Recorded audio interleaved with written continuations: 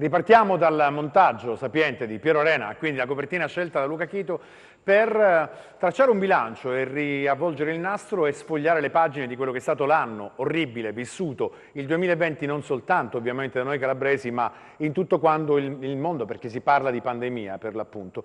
Quanto ci ha cambiato questo 2020?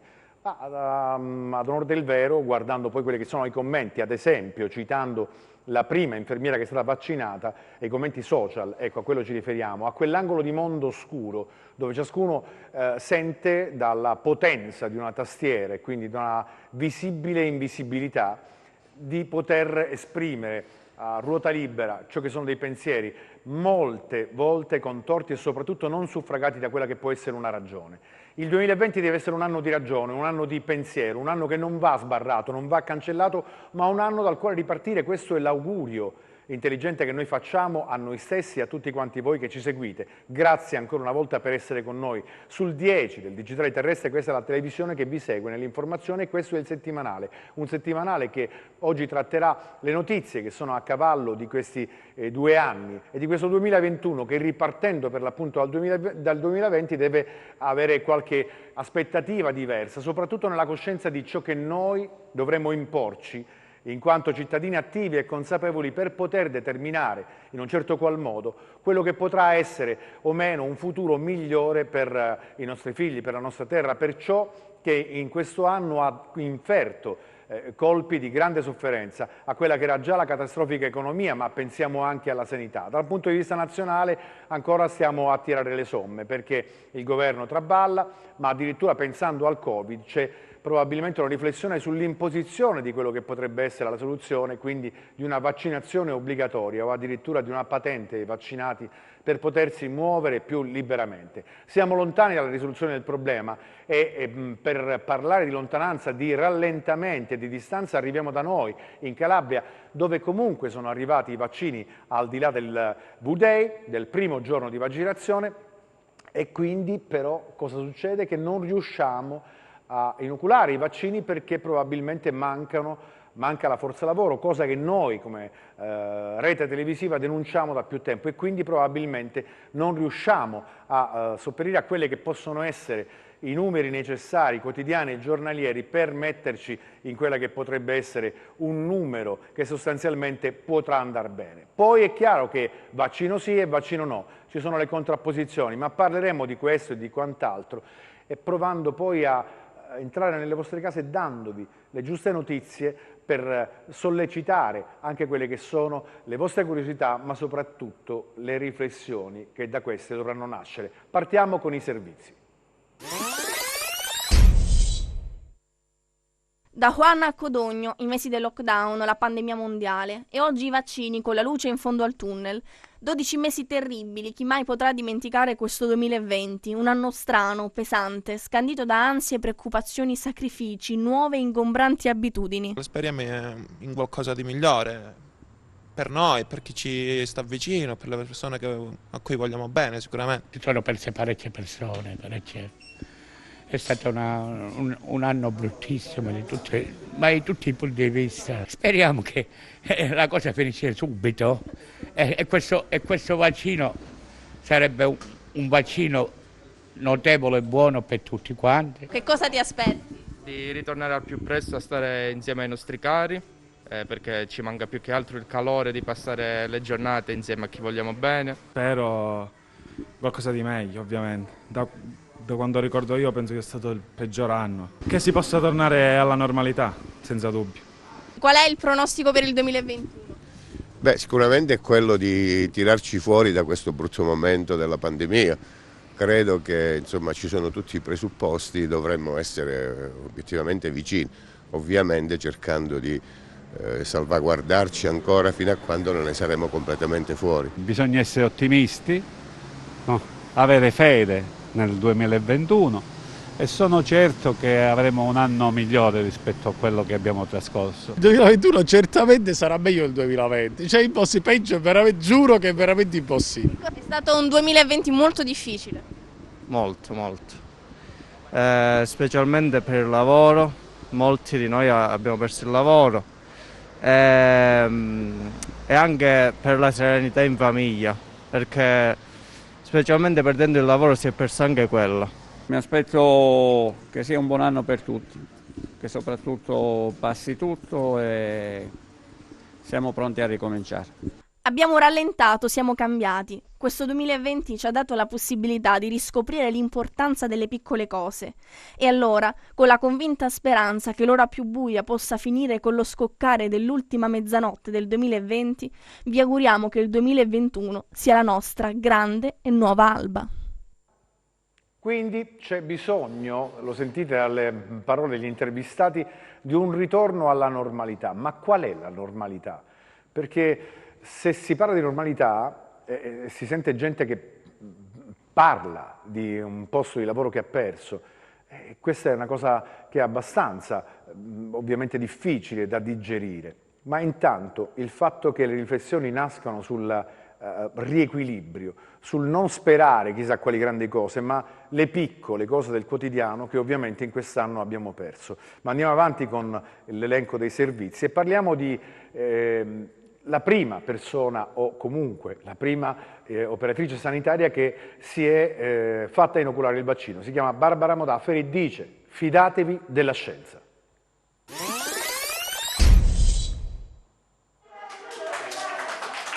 L'applauso all'arrivo delle prime dosi, l'emozione degli operatori sanitari. Il Vax Day ha segnato una svolta importante per la lotta al Covid. Dopo le prime 280 fiale arrivate in Calabria e i primi vaccini somministrati ai medici e agli infermieri in prima linea nella lotta al virus, la macchina organizzativa è già in moto per procedere con le altre vaccinazioni. Una speranza per fermare la pandemia. Per ridurre la circolazione del virus dobbiamo vaccinare almeno l'80% della popolazione per sviluppare un'immunità di gregge.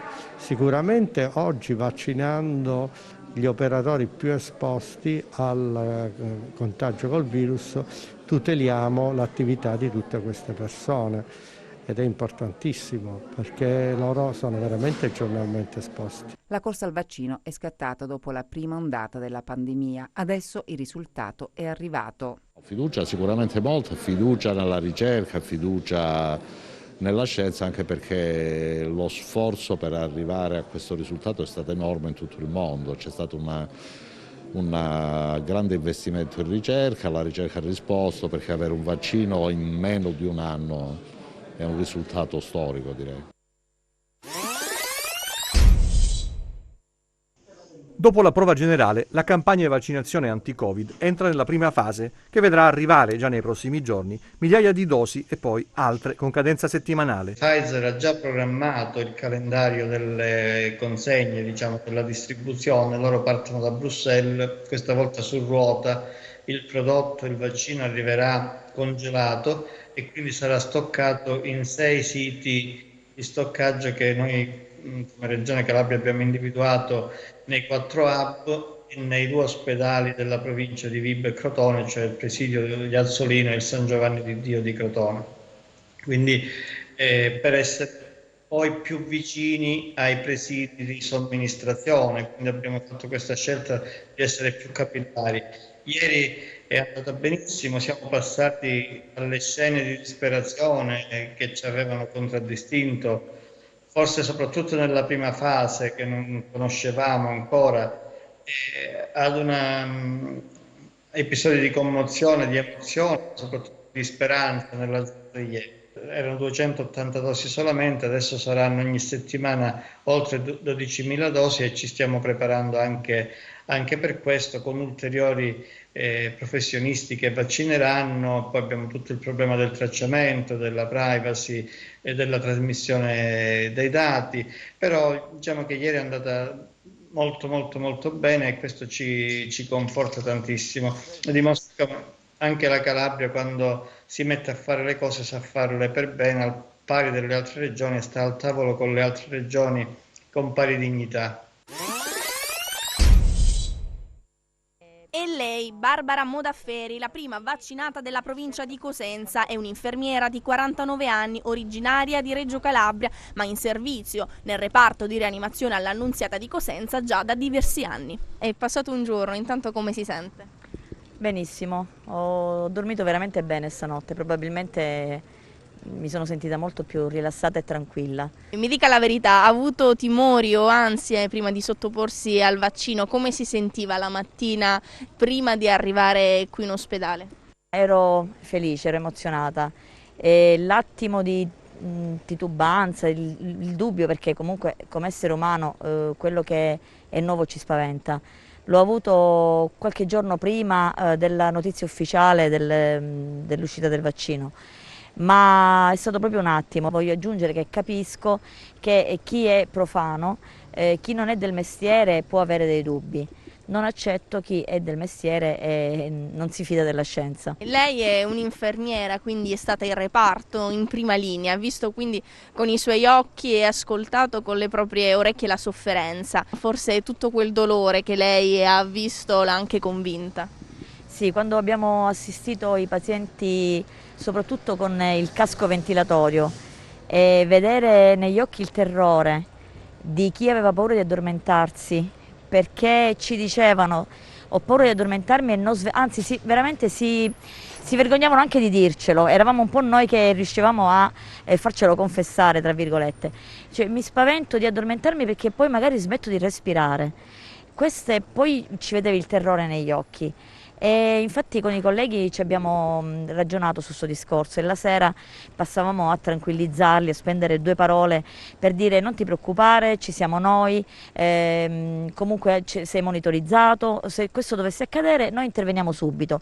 Quindi riuscivamo a calmarli e farli addormentare. Questa è stata la sofferenza più grande che ho visto nella mia vita di infermiera. Io chiedo soprattutto di informarsi, ma di informarsi da persone competenti. Andiamo dal medico e chiediamo che ci venga spiegato in modo semplice come agisce il vaccino nel nostro organismo. La parte del virus che ci viene inoculata non può dare la malattia, perché sarebbe una cosa folle, ma aiuta il nostro sistema immunitario a riconoscere una cosa che è estranea, a creare gli anticorpi. E di conseguenza quando si viene a contatto poi con il virus vero e proprio, gli anticorpi sono già pronti, quindi non è poi possibile ammalarsi. Se non ci si vaccina non se ne esce. La mano sapiente di Akito che ha montato questi 3 servizi ad arte, giusto per fare anche un ragionamento e per darci una riflessione, perché intanto sono arrivati le dosi del vaccino, poi c'è Belcastro che dice che si riuscirà a somministrare circa 12.000 dosi a settimana. Sappiamo, certo, ad onor del vero, restituiamo quindi al dottor Belcastro questo impegno che lui ha preso pubblicamente di fronte alle telecamere, dicendogli che i dati del Ministero restituiscono una cartolina dalla Calabria molto in ritardo rispetto ai vaccini già ricevuti e che quindi ci auguriamo di poterci mettere in linea, come lui stesso ha detto, quindi al tavolo e alla stessa velocità con le altre regioni italiane. Ma per ultimo anche l'invito, la riflessione di Barbara Modafferi che dice di fidarsi della scienza. Ma a proposito di questo c'è scetticismo tra gli italiani e anche tanti calabresi sono titubanti. Sentiamo. Il vaccino non sarà obbligatorio, lo ha detto il Premier Conte questa mattina nella conferenza stampa di fine anno. Si procederà ad una massiccia campagna vaccinale per contrastare la pandemia. Alla Calabria, nella prima fase, 53.000 dosi. Non tutti però, nonostante la paura per il Covid, si vaccineranno. È giusto che si faccia, così si chiude questa partita e si va avanti. Io penso di no. Non lo farò, sono sincero e non lo farò. Sono indeciso, poi vediamo, quando arriviamo all'ultimo vediamo. Come mai indeciso? E vediamo prima la reazione che ha, no? E poi vediamo. Io personalmente parlando sì, lo farò. Per rispondere all'altra sua domanda sì, potrebbe essere una soluzione comunque per il paese. Se sarà disponibile assolutamente sì. Subito no. Onestamente voglio vedere, questo della Pfizer non mi convince perché bisogna fare in 2 tappe e poi questa tenuta della temperatura a 80 gradi, secondo me qui in Calabria non siamo ancora in grado di garantire questi risultati. Comunque almeno se lo fanno gli operatori sociosanitari abbiamo una popolazione che ha molto meno rischi perché sono quelli che hanno più bisogno di essere tutelati in questo momento. Certo, è l'unica speranza che abbiamo secondo me. attendo i miei tempi, quindi né mi affretto e né si attende. Quando sarà il mio turno, se è possibile, lo farò senz'altro. Certo, certo. Però aspettiamo gli effetti collaterali prima. Secondo me c'è un bel effetto collaterale, quindi bisogna prima sperimentare. Credo di sì, dovrei vedere un po' di cose, non sono sicura al 100%, ma sono più per il sì che per il no. Sì e no, io non me lo faccio. Sono un po' indecisa su questo, ci sto ancora riflettendo. Per adesso è un sì o un no. Non lo so. Allora, siccome bisogna esprimere, no, come i nostri telespettatori, io non ho alcun dubbio. Non appena sarà possibile mi farò somministrare il vaccino. Quindi questa è una posizione che ovviamente potrà interessarvi o meno, ma è giusto anche esprimere le proprie posizioni perché è importante, in un momento soprattutto di grande scetticismo, perché certamente bisogna uscire fuori da questa situazione perché sappiamo bene che negli ultimi giorni in Calabria l'RT è aumentato, i numeri dei positivi stanno crescendo, fermo restando al fatto che certamente prima dei primi 15 giorni di gennaio non potremo capire certamente qual è l'effetto dei rientri in Calabria per queste festività natalizie e quindi da lì capiremo realmente qual è il livello del contagio e della diffusione del virus che si è avuto proprio in questo periodo di festività. A proposito di fare o non fare il vaccino, c'è una testimonianza diretta da parte di un medico. Sentite cosa dice. Racconta con commozione ed emozione il suo calvario il dottor Lucio Aiello, che a fine ottobre è risultato positivo al Covid, una testimonianza che vuole essere da monito per tutti coloro che sottovalutano l'epidemia. Io ho qualche incertezza sulle date, anche perché ho vissuto questo periodo con momenti di estrema confusione mentale, per cui faccio confusione. Solo oggi sono riuscito per esempio a individuare un collega che durante il mio peregrinare fra reparto ordinario e terapia intensiva mi ha addirittura ospitato nella sua stanza perché non c'erano posti, per dire che questa malattia riduce male non solo il fisico ma anche la mente. La situazione è andata più o meno peggiorando gradualmente ma in modo quasi inarrestabile, per cui ho fatto degli altri passaggi intermedi, ma nel giro di 2 o 3 giorni sono finito in terapia intensiva ed è stata un po' la soluzione, diciamo, del problema. Premetto che io ho vissuto con momenti di lucidità e momenti di estrema confusione e ancora oggi faccio molta fatica a rendermi conto di cosa è vero, cosa veramente ricordo e cosa invece è stato oggetto di un incubo.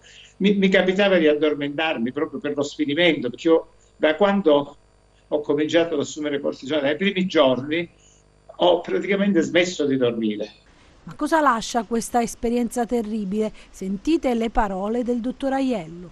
Beh, ovviamente avevo paura di morire e all'inizio ho avuto una sofferenza tale che ho addirittura sperato per un attimo di morire per porre fine alla sofferenza che avevo, perché avevo come un dolore in tutto il corpo e una impossibilità a respirare. Poi ho come avvertito una presenza vicino a me, sarà stata suggestione, non lo so, ecco, ma ho avuto l'impressione che mia moglie mi dicesse qualche cosa e ho cambiato direzione, ho deciso che dovevo lottare e ho cominciato a respirare, ma chiaramente questo l'ho capito dopo. Non sono io che ho cominciato a respirare, è stata la macchina, il famoso CPAP, che è una ventilazione a pressione positiva che ha forzato le mie resistenze e mi ha rimesso in vita. Ecco, quello credo che sia stato il momento nel quale sembra una falsa effetto, ma mi hanno acciappato per i capelli. L'una e l'altra faccia della medaglia, da una parte la sofferenza testimoniata dal dottore Aiello, dall'altra noi vi passiamo un servizio con il dottore Caruso che parla della variante italiana, scoperta assieme a quella ovviamente inglese. La scoperta della variante italiana di coronavirus è di un calabrese, il professor Arnaldo Caruso, presidente della Società Italiana di Virologia, che in esclusiva al nostro TG racconta del lavoro nei laboratori degli ospedali civili di Brescia in cui si è individuata la variante italiana simile a quella inglese del virus. Questa è una variante isolata da un unico paziente che era arrivato alla nostra osservazione perché aveva una positività prolungata, quindi una persistenza del virus nel tampone nasofaringeo, che datava da agosto 2020 fino quasi ai giorni d'oggi. Quindi in pratica ci siamo incuriositi perché questo paziente avesse una positività così lunga e siamo andati a isolare questo virus, che è risultato avere dei punti di mutazione molto simili, specialmente in una zona molto precisa dell'involucro virale, simili a quelli della variante inglese.